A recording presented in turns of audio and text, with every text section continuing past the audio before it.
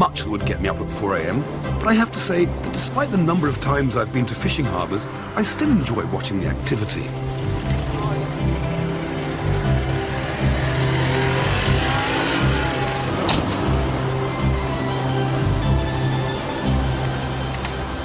Here at Molfetta, the pre-dawn fish auction was exciting, not to say manic. The system of bidding hasn't changed much in over 100 years.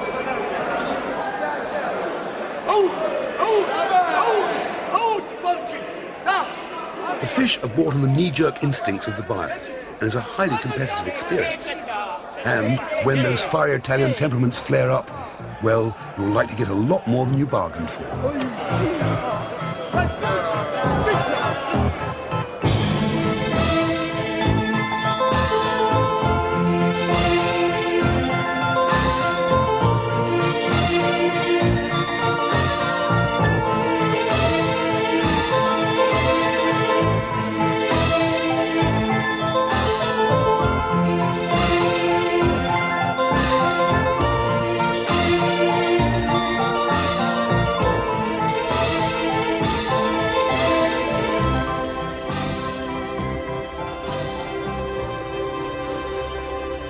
North of Molfetta, you'll find Trani, with its Romanesque cathedral and Swabian castle, built by that other Norman conqueror, Frederick II.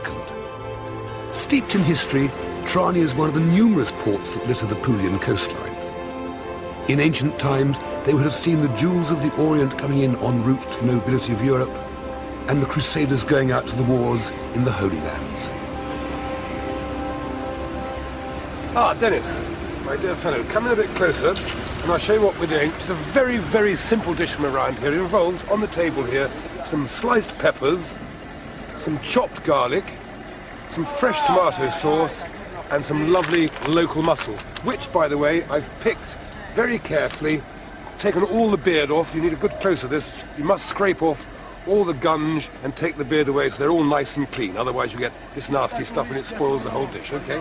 So, the very first thing we do is put our peppers into the hot olive oil and let them sweat down for a second or two.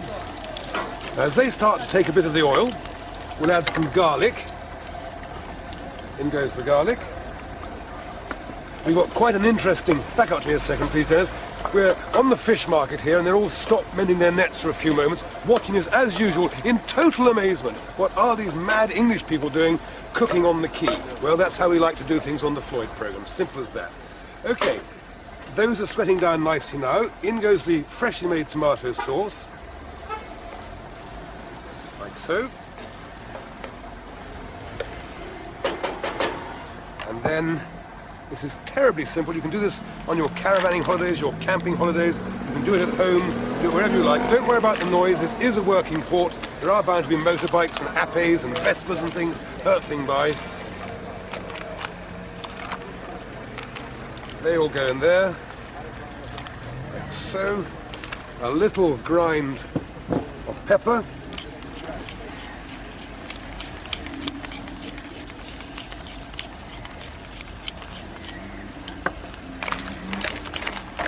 Stir around like so.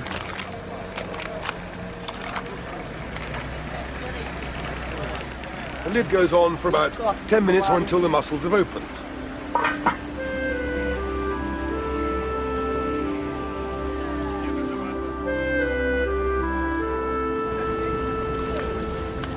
Right, Dennis, this should be ready. I've just chopped the parsley for the final flavouring.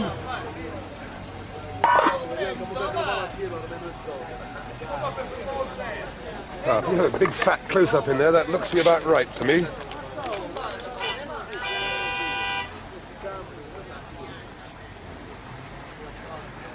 A little bit more pepper. And quite, I think, fabulous mussels. Brilliant.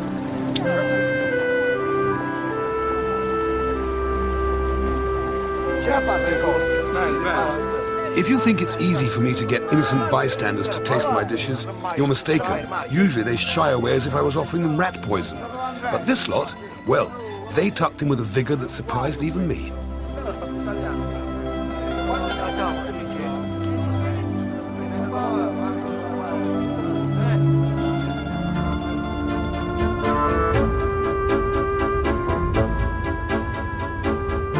my dear Hector, I quickly found that Puglia, unlike the rest of Italy, is a region of rolling plains.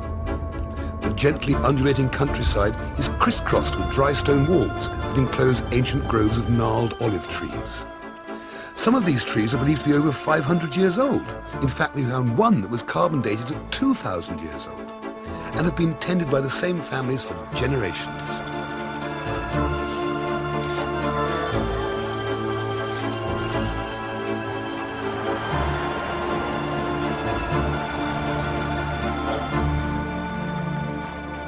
The process of making olive oil is fairly simple. The olives are put into a tank where the leaves are separated. Then the olives get washed, mashed, and ground into a pulp. It's this pulp that is put between the mesh sandwiches of these powerful presses.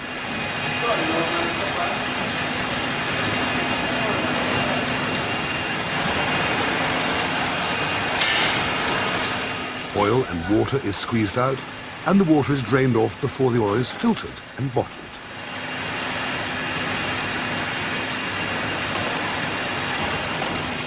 Even the leftover residue has a use as a dry fuel.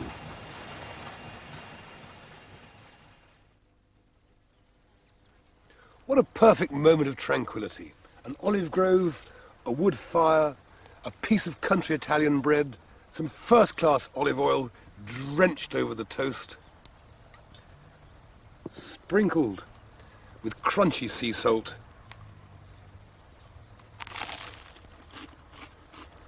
What a breakfast, what a snack. What about bread and dripping? Shouldn't we celebrate that too? Because this is marvellous.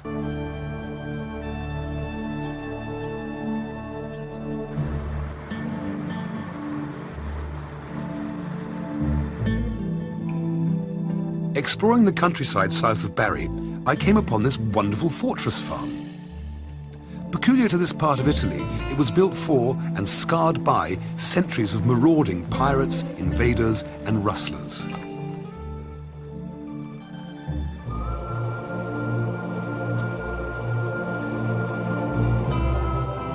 In those times of trouble and peril, the farmers had to be totally self-contained. These high walls protected their vegetable gardens, fruit orchards, and vines.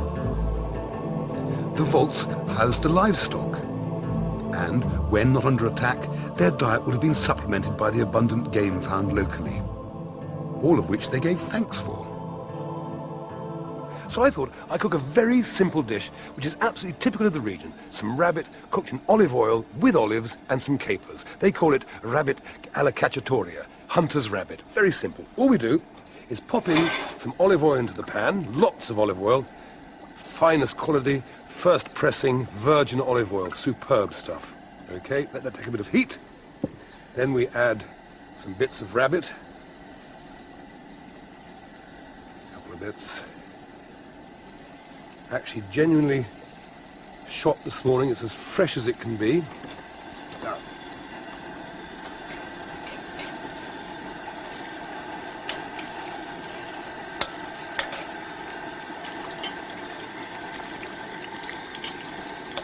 so they're beginning to brown a little. This is what we want. Now, we add some finely chopped onion.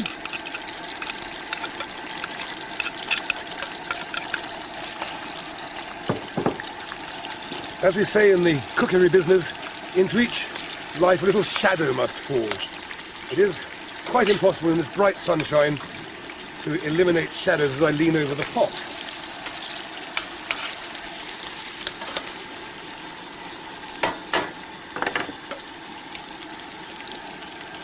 Little pepper, a little salt. It'll take a little more colour.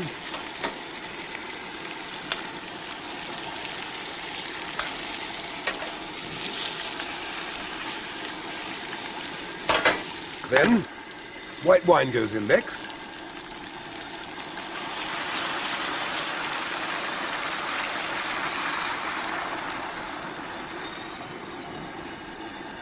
Okay.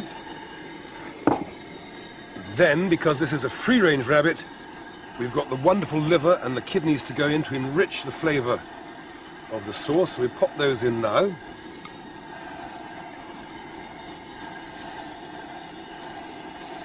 And quite simply, the lid goes onto that for about 20 minutes, 30 minutes, until the rabbit's tender and until the wine begins to evaporate. And as it evaporates, during the cooking process, I'll be adding a little bit more wine, so we end up with a very rich, unctuous stock.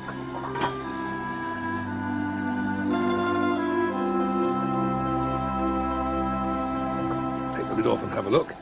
Yes, the sauce is beautifully reduced. We just taste it, see how it's going. Well, that's splendid. But to go with the richness of the olive oil, which is amalgamated with the white wine, we want a little acidity, which we're going to get from these superb Italian capers, little nasturtium seeds. As you can see, they're very small, not like the great big ones we often get in England, but they're wonderful. So we'll put a tablespoonful of those in, just to get some, as I say, some acidity against the rich amalgamation of the lovely olive oil and the white wine. Now, final thing for me to do is to chop a little bit of parsley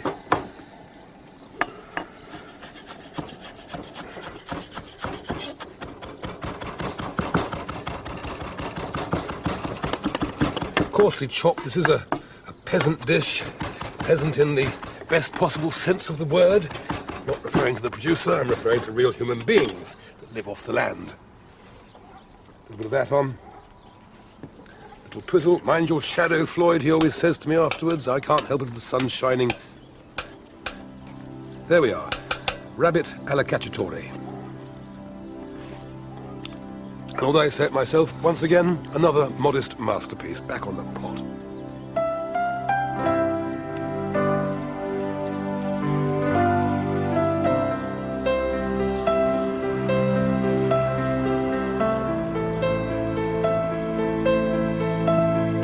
The ancient town of Ostuni was one of the few defendable towns of this region, and it perches on 3 hills, and is famous for its whitewashed houses cramped into narrow streets.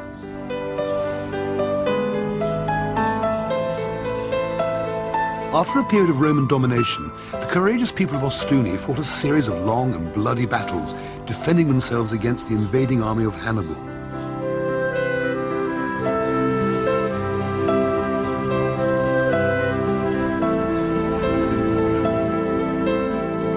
These days, the streets are somewhat quieter, apart from dangling dustbins and wheelbarrows.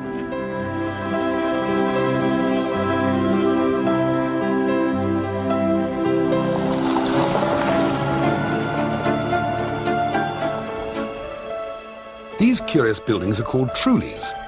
They're sort of nomad tents transformed into stone houses. They were traditionally built as dry stone buildings, so that the structures could be taken apart at a moment's notice and then be rebuilt after, say, a tax inspector or a marauding baron had trampled through. By the way, the name trulies comes from the Greek word trul, meaning dome. And before you think I'm showing off my classical education, you should perhaps know that ancient Greek is still spoken in some areas of Puglia.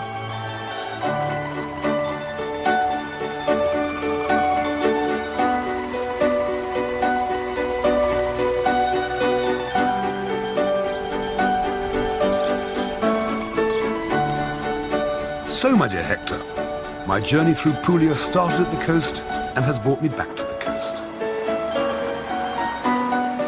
The ancient town of Monopoly was my destination, with its crumbling defences and narrow streets with tall medieval houses. And talking of narrow streets, they were of course made for donkeys, not for vast, expensive limousines like I was driving.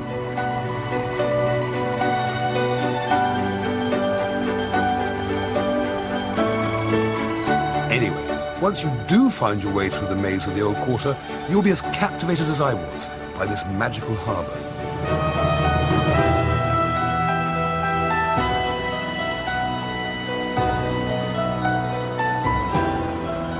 The harbour, incidentally, which still bears traces of Byzantine and Venetian invaders.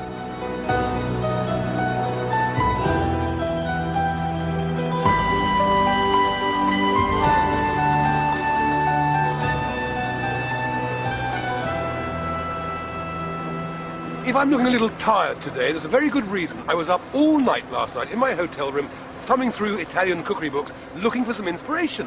Well, I couldn't find any. It was all a bit heavy, a bit too pastry, a bit too thick soups and stews and things, which aren't televisionally very interesting. So, I went to my old chum Elizabeth David and found a fabulous recipe called saltimbocca, which means literally jump in the mouth. And saltimbocca is a fillet of veal with a sliver of Parma ham wrapped into a sausage shape and fried in butter and flamed in masala. Very good, I thought. But let's develop that. Let's take in the sea and the land, and let's add some langoustine to them. So, Dennis, you come down here. What I've got are these beautiful veal sausage-like things stuffed with Parma ham and fresh langoustine. Okay, back up to me for a second. What I did, I got my mallet out and some flour, and I beat one of these fillets of veal out into a very thin shape like that. Very, very thin indeed. Okay, and I have a lovely thin slice of Parma ham, which fits on the top there. Okay. Then a beautiful langoustine tail. This was alive and kicking only minutes ago, and we put that in the middle of that. Then we put a little leaf of sage on there, like so, plus a little bit of pepper. Sorry if there are any shadows here, but the sun is shining and we can't help shadows. A little bit of pepper and a squeeze of lemon juice, like so. Oh, no pips though, we don't want pips. We fold that like that, and roll it, and roll it, and roll it, and roll it, and then with the aid of a little piqueton, we have our veal paupiette stuffed with Parma ham and langoustine. Right, that's the first phase. Now, one of the things that's always a bit boring in the first part of the cooking sequence is getting the fat to the right temperature. Anyway, here's some butter sizzling away beautifully, so we'll pop our little paupiette straight into there. 1, 2, and 3. We'll brown them nicely all the way around.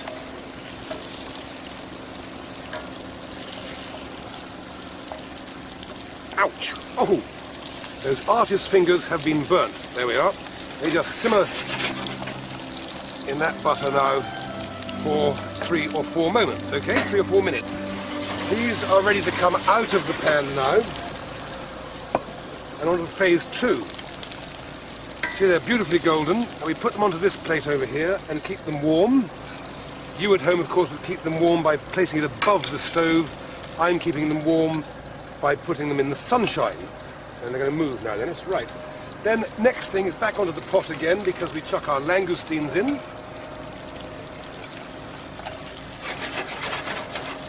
We fry those for just a couple of moments. All seafood should be very slightly undercooked.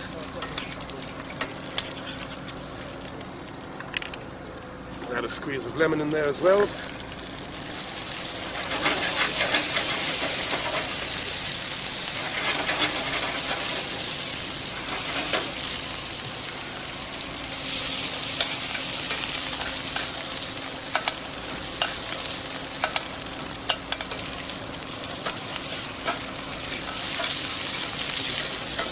Right, and then, very important part of this dish is a very famous Italian wine called Marsala. And this isn't Marsala, this is red wine. This is Marsala, and this is a dry, fortified wine.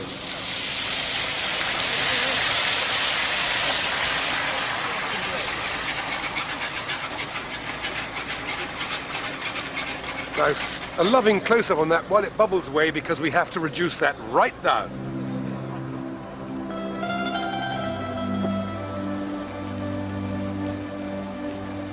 This sauce is reduced to my satisfaction, and the langoustine are cooked. So I'll take the langoustine out of the plate now, out of the pot, and place them in between the little paupiettes of veal. I've taken out the little sticks as well, by the way. Anyway, back over here now, please, onto my sauce, which is beautifully reduced. It's got the juices of the veal in there, the juices of the langoustine in there, and the marsala, of course, and as a finishing, enriching touch, a little dollop of cream. And it's very difficult at this stage. You must be very careful not to curdle the cream in the alcoholic sauce that's underneath it. Okay, And to make it even richer, stay there, Dennis, stay there, make it even richer, we stir in a pat of butter as well and melt that into it, and then we shall have a creamy, unctuous marsala, veal and langoustine sauce to go over my finished dish. So as soon as that butter's melted, we can pour it over and we'll be in business in a major way. I'll just have a quick slurp while that's melting down. See, I can drink wine and stir a spoon at the same time, which is more than President Reagan could do. He couldn't walk and chew gum at the same time.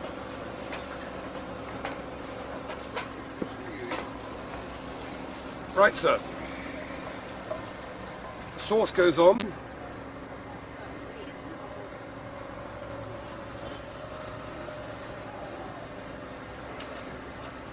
And then, to celebrate one of the specialities of the region, we'll garnish it with some sea anemones. Sea caviar, this is. You just scoop out that little bit of flesh with a spoon. It's exquisite and delicious, highly esteemed. And then, for little piquancy, big fat close-up into there, that's grated lemon and parsley, fresh lemon lime. There's one of the workers driving off just at the right moment. We've got enough noise here already with boats chugging away in the background, motorbikes, the whole lot. Oh, life is so hard, isn't it? Anyway, there we are. That, for me, is my interpretation of Puglia on a plate. Thank you. Thank you very much.